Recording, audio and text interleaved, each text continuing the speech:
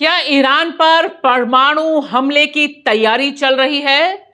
क्या बड़ी तबाही की तरफ यह बढ़ रहा है ईरान के खिलाफ जो युद्ध छेड़ा है अमेरिका और इजराइल ने? और क्या इसमें संयुक्त राष्ट्र की भी भूमिका है? क्या संयुक्त राष्ट्र ने कोई ऐसा डिजाइन किया है, प्लान किया है जिसके तहत ईरान पर परमाणु हमले की तैयारी हो रही है? कम से कम संयुक्त राष्ट्र में मेन एग्जीक्यूटिव और परमानेंट रिप्रेजेंटेटिव मोहम्मद साफा के इस्तीफे से यह खलबली पूरी दुनिया में फैल गई है। उन्होंने अपना पूरा कैरियर दांव लगाते हुए इस्तीफा दे दिया है और इस्तीफे में साफ साफ लिख दिया है कि संयुक्त राष्ट्र एक खतरनाक गेम प्लान पर काम कर रहा है जिसका मकसद है ईरान पर परमाणु हथियारों का इस्तेमाल करना। बहुत गंभीर आरोप लगाए हैं मोहम्मद साफा ने और साथ ही साथ कहा है कि मैं अपनी जान को जोखिम में डालकर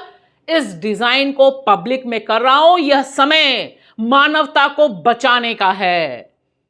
सवाल बहुत साफ है कि जिस समय मोहम्मद साफा यह इस्तीफा दे रहे हैं और जनता के सामने बता रहे हैं कि ऐसा खतरनाक डिजाइन चल रहा है, ठीक उसी समय अमेरिका के राष्ट्रपति ट्रंप दो बड़े दावे करते हैं। पहला दावा यह कि आज का दिन ईरान में उनकी जीत का बड़ा दिन है, great day for us in Iran.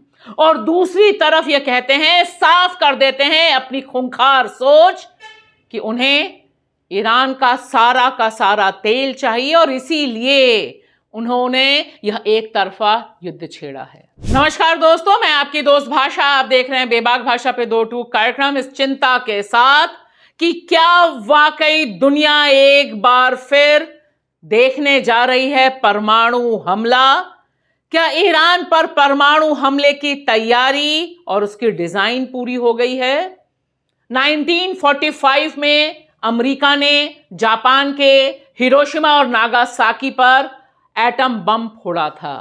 तब से लेकर आज तक दुनिया उसके दर्द से बाहर नहीं निकल पाई और इस समय जब मैं आपसे बात कर रही हूं, सबसे बड़ी आशंका यह है कि क्या ईरान के खिलाफ परमाणु हथियारों का इस्तेमाल होगा और क्या अमेरिका और इजराइल इसके लिए तैयारी कर चुके हैं। सिर्फ इतना ही नहीं, क्या संयुक्त राष्ट्र भी इस डर्टी गेम में शामिल है?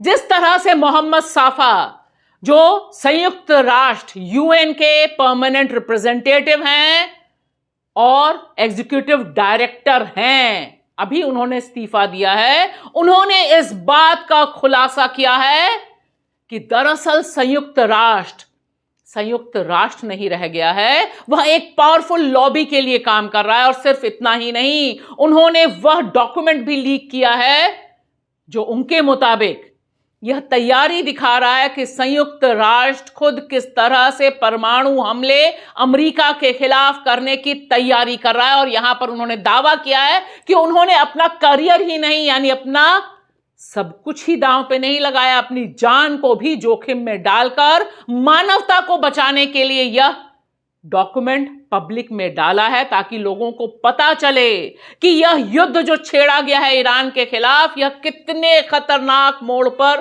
पहुंच चुका है। और साथ ही साथ वो यह भी कहते हैं कि इसे सिर्फ और सिर्फ दुनिया के लोग ही रोक सकते हैं और अगर हमने अपनी चुप्पी नहीं तोड़ी तब इतिहास हमें कभी माफ नहीं करेगा और अगर हम बोले तो इतिहास याद रखेगा। बेबाक भाषा की तरफ से हम उनका यह लेटर एक्स प्लेटफॉर्म पे जो उन्होंने शेयर किया है पूरा का पूरा आपके साथ साझा कर रहे हैं, हिंदी में कर रहे हैं ताकि आसानी से आपको समझ आए कि 28 फरवरी से शुरू हुआ यह युद्ध ईरान के खिलाफ इस समय किस खतरनाक डिजाइन पर पहुंच चुका है। और वह भी इसलिए क्योंकि ट्रंप लगातार दावा कर रहे हैं कि उन्हें ईरान पर एक बड़ी सफलता, big day for us in Iran, यह उनके शब्द हैं। और सिर्फ इतना ही नहीं, उन्होंने अनाउंस भी कर दिया है कि उन्हें ईरान का तेल चाहिए, सारा का सारा, और इसीलिए सारा का सारा युद्ध उन्होंने छेड़ा है। यहां ध्यान से सुनिए एक एक शब्द जो मोहम्मद साफा ने लिखा है और जिसे साझा किया है पूरी दुनिया के सामने। वह कहते हैं, मुझे नहीं लगता कि लोग इस बात की गंभीरता को समझ रहे हैं कि संयुक्त राष्ट्र संभवतः ईरान में परमाणु हथियार के इस्तेमाल की तैयारी कर रहा है। यह तेहरान की तस्वीर है उन अनपढ़, दुनिया ना देखे हुए, कभी सेना में ना रहे युद्धोन्मादियों को बता दूं, जिनके मुंह में बम गिराने का ख्याल आते ही पानी आने लगता है, कि यह कोई कम आबादी वाला रेगिस्तान नहीं है। यहां परिवार, बच्चे, पालतू जानवर सब रहते हैं, अपने सपनों के साथ जी रहे सामान्य कामगार आबादी। युद्ध चाहने वाले तुम लोग दिमागी रूप से बीमार हो। तेहरान करीब 1 करोड़ आबादी का शहर है। जरा वॉशिंगटन, बर्लिन, पेरिस, लंदन या किसी भी ऐसे शहर पर परमाणु बम गिराने की कल्पना करो। मैं यह सूचना सार्वजनिक करने के लिए अपना कूटनीतिक कैरियर दांव पर लगा दिया। मैंने अपने काम को स्थगित कर दिया ताकि मैं मानवता के खिलाफ इस अपराध में ना तो हिस्सेदार रहूं, ना उसका साक्षी रहूं। मेरी कोशिश थी कि एक परमाणु त्रासदी को ज्यादा देर हुए बगैर रोक सकूं। कल करीब 1 करोड़ लोगों ने अमेरिका में नो किंग्स प्रदर्शन में हिस्सा लिया। परमाणु हथियारों के इस्तेमाल की संभावना को बहुत गंभीरता से लिया जाना चाहिए। यह बहुत खतरनाक है। तुरंत कुछ करो। इस संदेश को दुनिया भर में फैलाओ, सड़कों पर उतरो, हमारी मानवता व भविष्य के लिए विरोध करो। इसे केवल लोग ही रोक सकते हैं। इतिहास हमें याद रखेगा। एक तरफ मोहम्मद साफा यह कॉल कर रहे हैं दुनिया को कि इतिहास हमें याद रखेगा अगर हमने अगले परमाणु हमले को बचा दिया, और उस तरफ ट्रंप लगातार अपनी आदत के हिसाब से बकवास किए जा रहा है और उस बकवास में सूत्र दे रहा है अपने खतरनाक खेल की। वह खुद ही लिख रहा है, ईरान में बड़ा दिन, हमारी मिलिट्री जो दुनिया की सबसे ताकतवर मिलिट्री है, उसने अपने बहुप्रतीक्षित लक्ष्यों को प्राप्त करने में सफलता हासिल की है।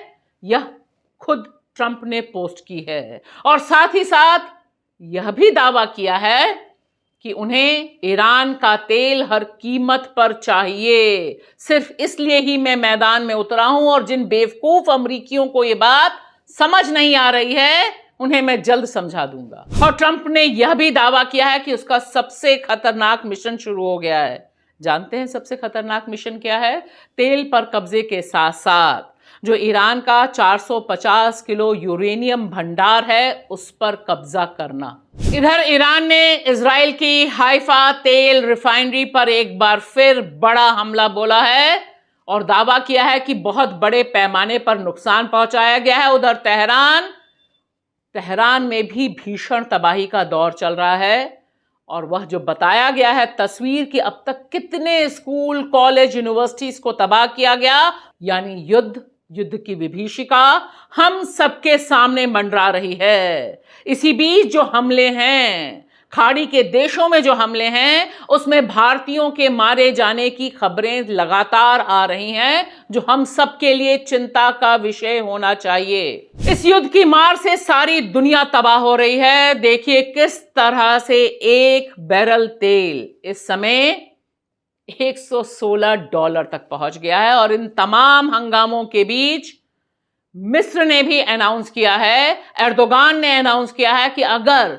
अमेरिका और इजराइल अपनी बदमाशी से बाज नहीं आए तो वे भी ईरान के पक्ष में मैदान में कूद सकते हैं। इससे पहले लेबनान के हुतीज कूद चुके हैं, इजराइल को निशाना बना रहे हैं।